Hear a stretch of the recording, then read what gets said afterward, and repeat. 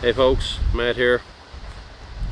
Wanted to run over some basic how-to for cod jigging from a kayak for the upcoming paddle in Greens Harbour this Saturday. Obviously, I'm sitting in my backyard here. I'm not out on the water. It's way too windy to get out. So I wanted to cover some of the how-tos, and I want to touch a little bit on safety. I've been doing this now 14 years from the kayak, and we've had some pretty interesting experiences. So I just wanted to make sure that everybody on Saturday has a positive experience, everything goes as well as it can, and we can control all of the things that are within our control. So first off, in the email that was sent out, under my gear list, I did recommend a rod and reel over a traditional hand line, and the reason for that strictly is safety.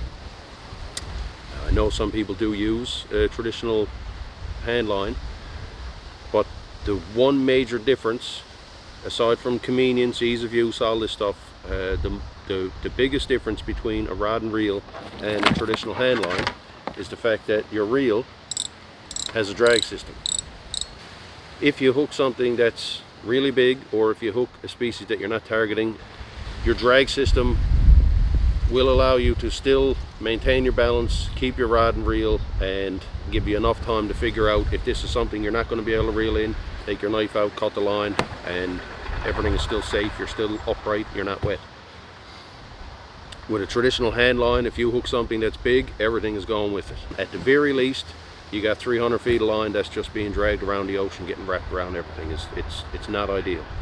So how I use my rod and reel, I like to keep the butt of the rod dug into my stomach on the spray skirt, and I like to keep the rod centered over my kayak. I don't like to have it out over here. A lot of people will jig like that, but if you hook something that's big, this tips, we tip, not good. Whereas if you maintain control, keep it over the center of your boat, your center of gravity stays nice and stable, the line is coming down the side of your boat. If you hook anything, it's going to drag down. Your rod tip might go in the water, but again, that's when your drag is going to activate. Everything is nice and stable, nice and safe. 99% of what you're going to hook into, you're going to want to drag up nice and slow, and then reel down. So a little line here. So drag up nice and slow, again maintaining the rod over the center of your boat, just using arms. You don't want to lean back, and the reason you don't want to lean back is if you get halfway up and that fish is not hooked great, which tends to happen, especially if they need to be jigged and they're not striking after it. If that hook releases while you're leaned all the way back, then you're going to continue to go back. You're not going to be nearly as stable. Another thing that can help you stay very stable in the event that you do lose your balance, you hook something really big.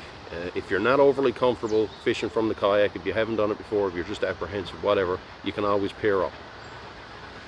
Have someone next to you holding onto your boat, so that way then if you hook anything real big, especially when you get it up and you need to land it in your boat, it helps to have somebody hold on to your boat.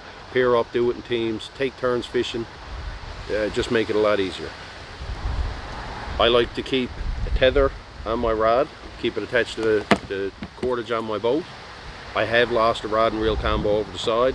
It sucks. Even cheap ones are expensive.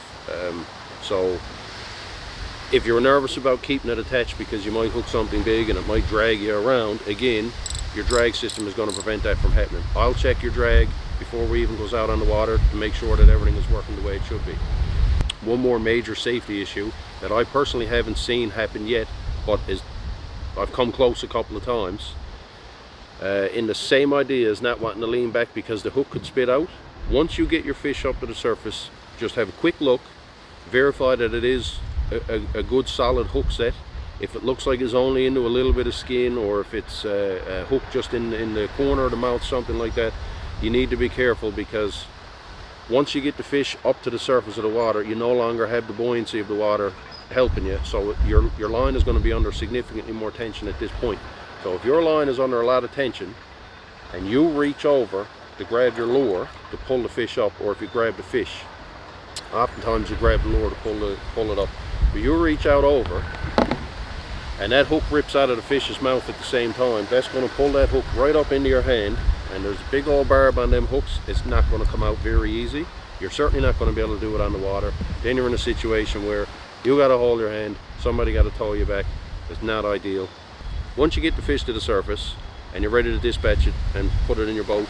I prefer using pliers. These are fishing specific pliers. They float, but I also keep them attached. Any pair of pliers will do. Just wrap a bit of cordage around so that you don't lose them down in the water. I'll show you the method on Saturday of how I dispatch the fish using these pliers, and I do dispatch my fish. And also you need to bleed them out. A lot of people will cut the throat to bleed them out. I prefer to pluck the gills. You need to bleed them out because the meat won't be fit to eat if you don't. I'll reach in under the gill plate, pluck the gills. You can let your pliers go because they're attached. Pull your skirt, or you can already have it pulled when you get it to the surface. Open the bag, put your fish down in the bag, close it up. Close your skirt, grab your rod, go for more fish. You are going to get fish, slime, guts, any kind of fish mess, especially blood. You will get it on the side of your boat. You will get it on your spray skirt. You're going to get it on whatever you're wearing. It can easily be rinsed off. Once we get back to the beach, or as we start to paddle away, splash a bit of water up. It's much safer to get it all on your deck than what it is to be holding the fish over the side of your boat. We do have sharks in our water. There'll be two different links in the video description. One for a video where we did hook a shark a couple of weeks ago, and another one is just me fishing from the kayak so that you can see 4 or 5 fish being caught and landed, and you know, my process, how I do it. I'll demonstrate all this again on Saturday. I just wanted to give you guys the heads up so you can reference this before you head out. Make sure you got the right gear and just go over the checklist again in your mind a few times. Once we get back to the beach to start cleaning up the fish, you're going to need a knife, obviously, for cutting the fish. A steel if you have one. If not, you can use mine. That's good. After every fish or two, just run your knife on the steel a couple of times to keep the blade nice and sharp. A regular white cotton glove, 50-cent glove. This helps grip the fish with your, not with your knife hand.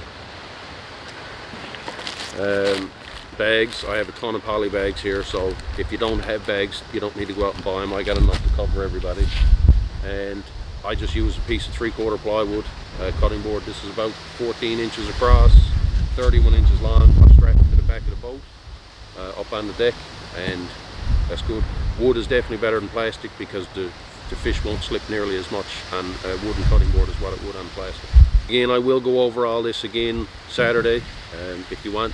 There's a couple of us going that are experienced doing this, so for those of you who aren't, you can just watch us catch a couple first before you try it. Any questions, shoot me an email, text, Facebook message, whatever. I'll answer whatever questions you got. We'll see you on the water on Saturday.